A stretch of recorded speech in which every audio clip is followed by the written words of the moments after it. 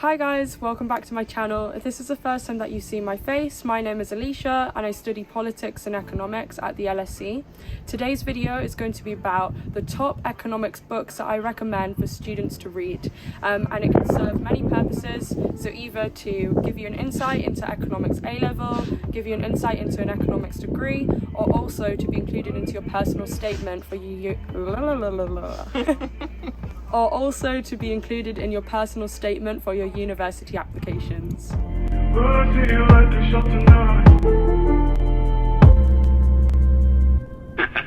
I'm going to read out the books first and then I'm going to go back over them in more detail. So I have 4 book recommendations around the topic area of inequality. So that's Why Nations Fell, The Origins of Power, Prosperity and Poverty by Darren A. Smoglu and James A. Robinson. And secondly is The Colour of Money, Black Banks and the Racial Wealth Gap by Mirza Baradaran, hopefully I pronounced that correctly. Then Good Economics for Hard Times, Better Answers to Our Biggest Problems by Banerjee and Esther Duflo. And then the fourth one is The Price of Inequality by Joseph Stiglitz. Then, if we go into the topic of public choice theory, I have a recommendation of Public Choice, a Primer by Eamon Butler.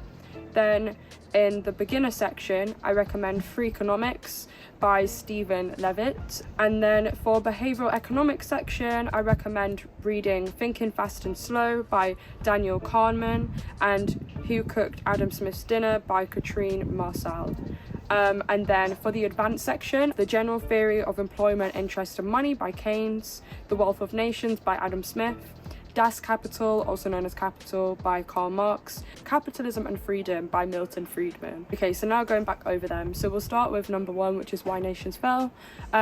This is like such a good one. This is one of my favourite books and it's amazing because it can actually be used in personal statements for combined degrees. So I applied for politics and economics, so it's very helpful for me because this is one of those books that explores economics, economic history, politics, just general history. It explores a lot and a bit of finance as well, and geography too actually. Like there's so much covered, and that's because the book is about global inequality. Because sometimes with inequality books the issue is that they just tell you the problem or they tell you solutions but they don't back it up. This is a very well informed book, and also with this book it's not very complicated. The main thesis is very simple to grasp, but what's good is that I think that the main thesis in this book is also contentious and it can be criticised because it kind of fails to have like sustainable elements. So that's really good because in your personal statement you don't want to just name drop a book or just always agree with the books that you're writing about. Like actually having critical material is really good too. And why I really like this book is it shreds apart like ridiculous arguments around global inequality, like the culture hypotheses. If you're just like in a heated debate with someone and you need to shut them down, it's got some good examples. Also, this is a very popular book, so just bear that in mind when you're including that in your personal statement. Then number 2 for the inequality section is The Colour of Money, Black Banks and the Racial Wealth Gap. This is another personal favourite of mine. Also, I believe it's not a very popular book, unlike Why Nations Fell, so it's quite a unique one for your personal statement. It's quite economics heavy, but it's very financial. So actually, if you're thinking of going into finance or banking, this is also a very, very good one. So it looks at black banks and financial institutions in America. The whole point of this book is that it explores why the racial wealth gap has persisted since the Emancipation Proclamation, because after this proclamation was signed, the black community owned less than 1% of American GDP, and to this day, like that 1% hasn't increased by much. So this book just looks at systemic disadvantages and it's very detailed, and this one is really good because I actually told many of my friends to read it. Did you ever read that one? It's in your room? No? Are you crazy? This is actually one of my favourites. I was going to, but I just got busy. Then number 3 for the inequality books is Good Economics for Hard Times. This is a really good book because it's very broad. Whereas other 2 inequality books that I mentioned, they're very specific. So Why Nations Fell is global inequality and The Colour of Money is like financial institutions. Good Economics for Hard Times explores loads of things like immigration, tax, trade, globalization, climate change, economic growth. And it shows how economics, when it's done right, as they say, can solve these problems. If you've studied like economics at A-level, it can kind of show how you can apply the economic theory that you've been taught to real world problems. And one of my favourite parts in this book that I actually still talk about to this day is where it brings up statistics around how many of us in rich countries overperceive the immigration problem. It talks about how immigration is one of the world's most divisive issues, but I will say that some people actually prefer Banerjee's and Duflo's previous book, which is Poor Economics, but I am yet to read that one actually. If you have read Poor Economics, comment below what you thought about it. The last inequality book that I recommend is The Price of Inequality by Joseph Stiglitz. This is just one of the ones that you have to read because he's a Nobel Prize winning economist and he has a lot to say. He's very good. So in this book, he looks at why inequality is a negative thing, and he looks at the effects of that on our economy, but not only our economy, but our democracy and legal system. So this would also be an interesting one if you're looking to study law or if you're looking to study politics. Stiglitz doesn't just lay out the problem, he gives concrete advice, so that's really good. And he also looks at the rise of extremism, and it's one of those ones that I want to reread. I can't even speak today. Reread. The good thing about Stiglitz is because he's a Nobel Prize winner, he has loads of lectures on his books online as well, so there's a lot of discussion around this book. He's done TED Talks on it, lectures on YouTube, podcasts. It's very widely discussed, so it's a good one to read. So on to the next section is public choice theory.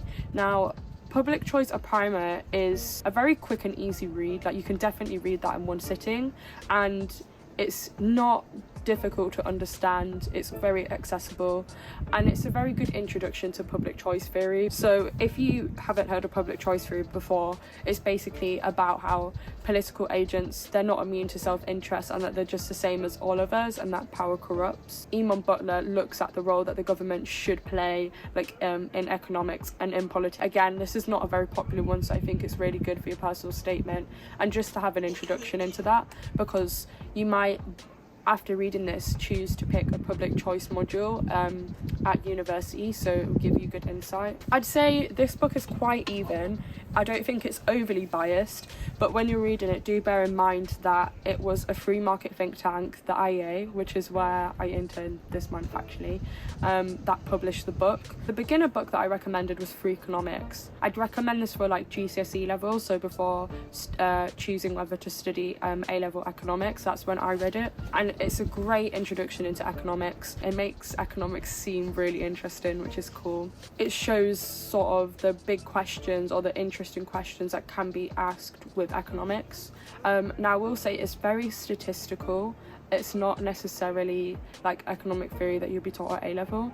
The questions that are explored is: which is more dangerous, a gun or a swimming pool? What do school teachers and sumo wrestlers have in common? That was my favourite chapter. Why do drug dealers still live with their moms in American version? How much do parents really matter? And then what kind of impact did Roe v. Wade have on violent crime? Which is very actually that last question is very relevant now as well. But I do not recommend anyone to use this in their personal statements if you're trying to get into a top university like the LSE, Oxbridge, UCL King's, wherever it is, because Freakonomics is something that everyone will write in their personal statement and you want to stand out. But it's just a good read. Then for behavioural economics, the first one that I mentioned was Thinking Fast and Slow. This was one of the first behavioural economics books that I read. I think it's a very good introduction. Again, this is another book that has intersections with psychology. I think reading behavioural economics books make you a bit more nuanced, because you then don't take the theory that you've been taught at school for face value, because what it says is that we're not all rational, so not every outcome that you predict will sort of materialize from basic economic theory. So it looks at biases like loss aversion and overconfidence, which is interesting because it's one of those books that you're reading it and you're like, oh yeah, I do that. So it's it's a bit predictably irrational. Yeah, but I found this interesting anyway. However, some people do find this book a little bit tedious and not creative with the whole system 1, system 2 thing.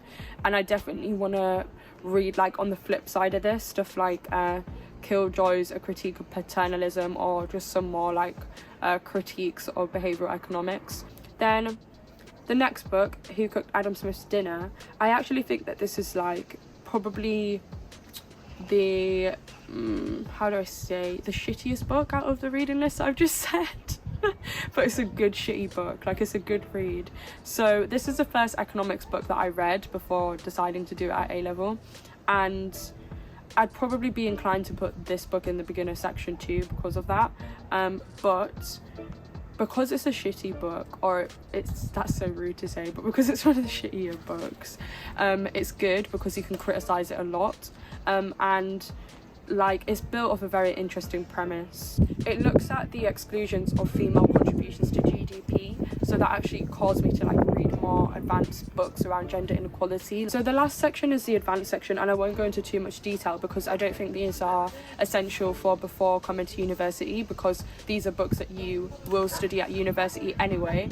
But I do think it would be good to include maybe one on your personal statement, because these are like classical economic texts that like every economist has to read. So like I pretty much read all of them now, not all of them like back to back.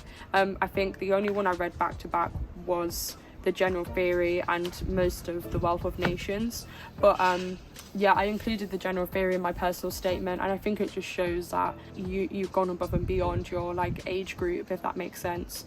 They're very, very hard to understand, to be honest, if I'm just completely honest, but there's loads of resources about these online, like breaking them down and simplifying them. Okay, so that's it. It's a hefty reading list. I will link everything in the description box below. The reason I haven't got the physical books for me is because I'm on holiday and visiting my nana. I hope you enjoyed this video.